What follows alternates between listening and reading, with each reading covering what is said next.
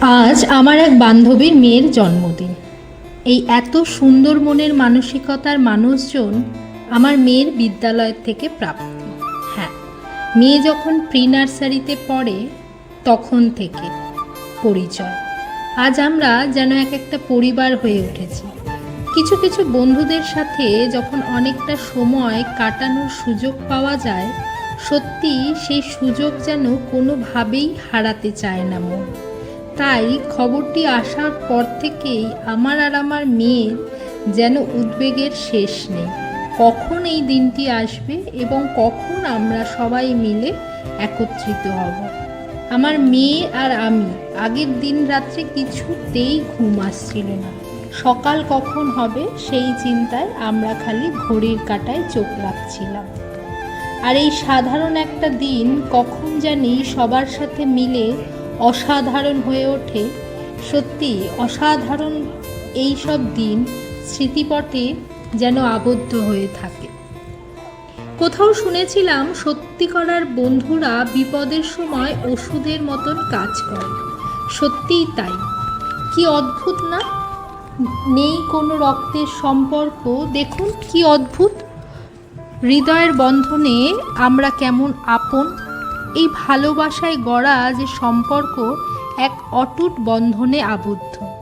আর এই বন্ধুত্ব এমন এক সম্পর্ক যেখানে কোনো শর্ত থাকে না। একটা সময় পর আমরা কেবল জানি সবাই একে অপরের পরিবারের রূপ নেয়। জীবনের প্রতিটি সময় প্রতিটি বন্ধুর সাথে যে সম্পর্ক গড়ে ওঠে তা যেন এক একটা অধ্যায়।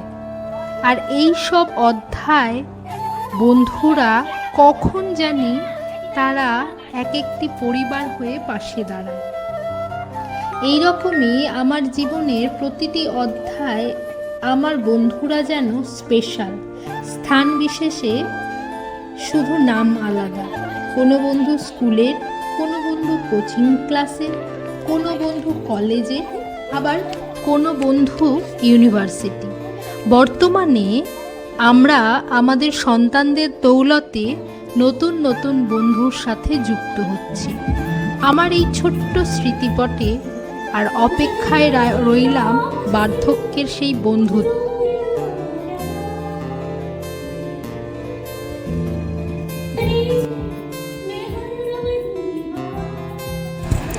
এই বন্ধুরা যে কখন নিজের আপন হয়ে ওঠে সেই দিনক্ষণ বোধহয় বলে আসে না। হঠাৎ করেই একদিন তারা কাছের মানুষের রূপ নেয়। আমি চাই এই বর্তমান প্রজন্ম যেন একে অপরের কল্যাণকারী বন্ধু হয়ে উঠুক। আজকাল মানুষের মধ্যে এত হিংসা পরিপূর্ণ যে তাদের কে কার ঘাড়ে পা রেখে উন্নতির শিখরে পৌঁছনো লালসায় বন্ধুরূপে পাশে থেকে পেছন থেকে ছুরির আঘাত যেন না করে। একে অপরের পাশে থেকে হাতে হাত রেখে সমস্ত বিপদে তারা যেন কল্যাণদায়ী মানুষ হিসাবে গড়ে উঠুক, এই আশীর্বাদই করে থাকি।